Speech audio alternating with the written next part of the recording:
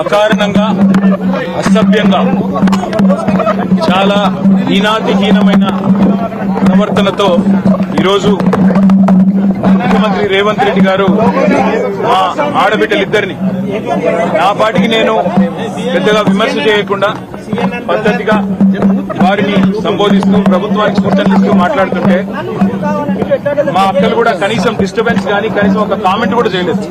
కనీసం నన్ను ఏమి ప్రాంప్ట్ కూడా చేయలేదు. మీరు ఇది చెప్పండి అది చెప్పండి అని.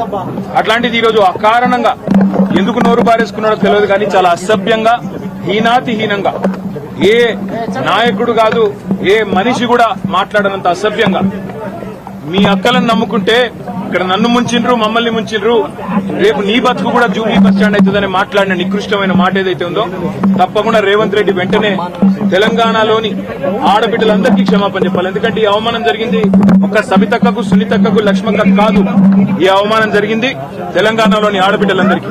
మహిళల్ని నమ్ముకుంటే నట్టేట మునుగుతారన్నట్టు మహిళా తల్లుల్ని నమ్ముకుంటే బతుకు బస్టాండ్ అవుతుందన్నట్టు ముఖ్యమంత్రి మాట్లాడిన మాట ఏదైతే ఉందో నిజంగా కూడా హేయం శోచనీయం.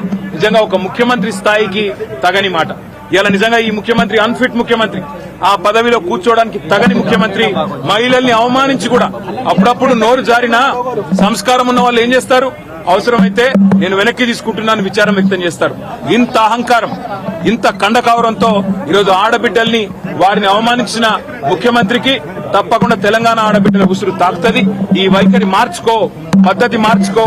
వారు అక్క సునీతక్క గాని సబితక్క గాని లక్ష్మక్క గాని స్వంతంగా కష్టపడి ప్రజల్లో తిరిగి పరపతితో ఇవాళ 5 సార్లు 6 సార్లు గెలిచొచ్చిన వాళ్ళు.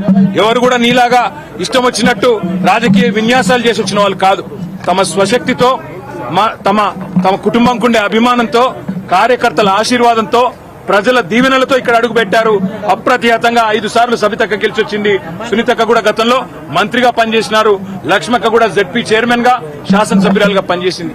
అలాంటి మహిళలుగా పట్టుకొని ఇవాళ నోటికొచ్చినట్టు వాగడం అనేది ముఖ్యమంత్రికి తగదు. ఇప్పటికైనా సిగ్గు తెచ్చుకొని బుద్ధి తెచ్చుకొని ముఖ్యమంత్రి బేషరతుగా క్షమాపణ చెప్పాలి. ఎంత గుండె ధైర్యం నీకు? ఇవాళ మా ఆడబిడ్డల్ని పట్టుకొని ఏ మొహంతో వచ్చినావని చెప్పడానికి ఉప ముఖ్యమంత్రిని నేను అడుగుతా ఉన్నా. ఏ రకంగా అంత ధైర్యంగా ఏ రకంగా అంత ఇష్టం వచ్చినట్టు మాట్లాడే అధికారం నీకు ఎవరిచ్చింది? అధికారం ఎవరికి శాశ్వతం కాదు. 10 ఏళ్లు మేము అక్కడున్నాం.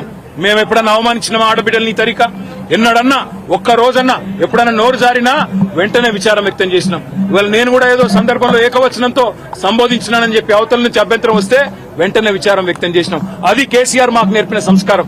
మరి నీకెవరు చదువు చెప్పిండ్రో ఎవరు సంస్కారం నేర్పిండ్రో నాకు తెలియదు కానీ తెలంగాణ ఆడబిడ్డలన్నీ గమనిస్తున్నారు. ఇప్పటికే నువ్వు చేసిన మోసాలతో విసిగిపోయి ఉన్నారు. ఇలా మా ఆడబిడ్డలకు జరిగిన అవమానం వాళ్ళిద్దరికి ముగ్గురికి జరిగింది కాదు. ఇది తెలంగాణ ఆడతల్లులకు జరిగిన ఆడబిడ్డలకు జరిగిన అవమానం. వాళ్ళ ఉసురు నీకు ఖచ్చితంగా దాక్తది. సిగ్గు తెచ్చుకో, బుద్ధి తెచ్చుకో, కొద్ది జ్ఞానం తెచ్చుకొని ఇకనైనా క్షమాపణ చెప్పు. చెప్పకపోతే తప్పకుండా దీనికి ఇంత కూడా అనుభవిస్తామని చెప్పి రేవంత్ రెడ్డిని అదేవిధంగా ఉప ముఖ్యమంత్రిని నోటికొచ్చినట్టు వాగడం కాదు.